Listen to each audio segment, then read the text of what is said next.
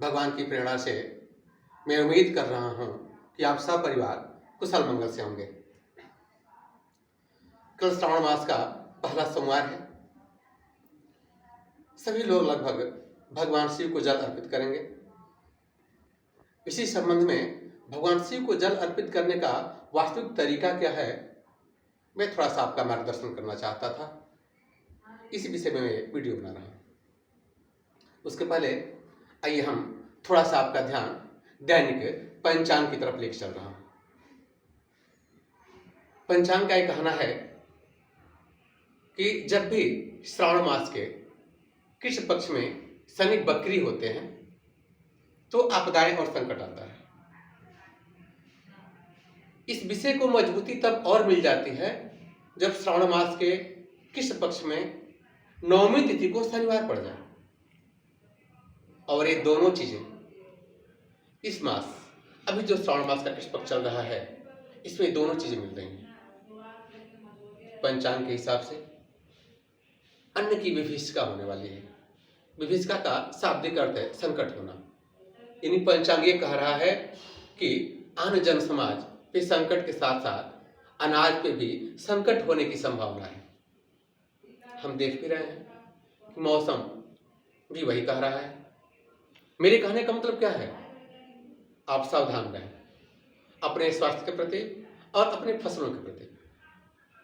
आइए हम आपका ध्यान अपने मुख्य विषय शिव को जल चढ़ाने के संदर्भ में लेके चल रहा हूं। अक्सर मैंने ये देखा है कि श्रावण मास में या अन्य दिनों में भी माताएं, बहनें, भाई लोग भगवान शिव को जल चढ़ाते हैं। एक लोटा जल लेके गए, कुछ जलधारी पे चढ़ाए, कुछ गणेश जी को चढ़ाए, कुछ भगवान शिव को फटाफट 2-4 सेकंड में गिरा के चलते बने। पुराण यह नहीं कह रहा है।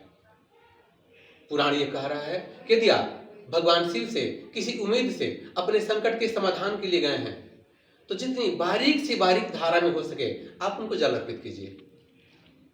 संभव हो सके तो उस एक लोटे जल के अतिरिक्त 1-2 लोटे, 1-2 लीटर और अतिरिक्त जल लेके जाइए किसी दूसरे पात्र में और धीरे धीरे बारीक से बारीक धारा में भगवान शिव को जल चढ़ाइए। देखिए आपकी सारी मनोकामनाएं पूर्ण होंगी। दूसरी चीज, जो ग्रह दोषों का प्रभाव होता है, विशेष रूप से मैं शनि और चंद्रमा के बारे में वर्णन करूंगा। भगवान शिव को जल अर्पित करने से वो दोष कम होते हैं। चंद्रमा जो मन का कारक ग्रह है, जो शांति प्रदान करता है। अब आप ही सोचिए, अगर आपके जन्म कुंडली में चंद्रमा का दुष्प्रभाव है तो आपको अशांत रखेगा। तो आप ही अशांत रहेंगे तो आप परिवार की क्या शांति कर सकते हैं। देखे होंगे आप, जब भी शनि के किसी दुष्प्रभाव के कारण व्यक्ति के ऊपर कोई दुष्प्रभाव पड़ता है तो पंडित जी लोग महामृत्युंजय का जप और भगवान शिव का अभिषेक कराते हैं। मैं ये नहीं कह रहा हूं कि भगवान शिव को जल अर्पित करने से आपके इन ग्रहों का दोष खत्म हो जाएगा, लेकिन मैं इतना विश्वास के साथ कह रहा हूं कि उससे उस दोष का प्रभाव कम हो जाएगा।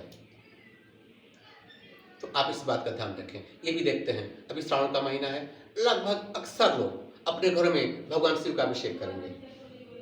उसमें जो श्रृंगी प्रयोग की जाती है, आपने ध्यान दिया होगा, यदि उसकी धारा मोटी होती है तो पंडित जी लोग उस श्रृंगी को बदल के दूसरी श्रृंगी का प्रयोग करते हैं जिसकी धारा पतली होती है।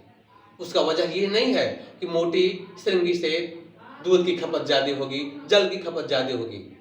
उसका मुख्य वजह यही है कि जितनी ही बारीक से बारीक धारा से हम जल का, दूध का या किसी भी सामग्री से निरंतर अभिषेक कर रहे हैं तो उससे हमें पुण्य फल मिलेगा। हमारी जो मनोकामना है वो अधिक से अधिक और पूरी तरह से पूर्ण होंगी।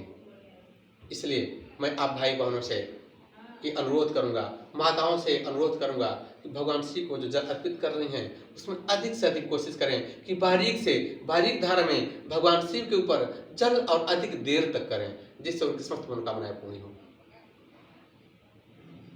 मैं भगवान की प्रेरणा से ये कोशिश करूंगा कि हर रोज कुछ न कुछ नई चीजों का ज्ञान आपको दूं, जिससे आपका और समाज का कल्याण हो सके।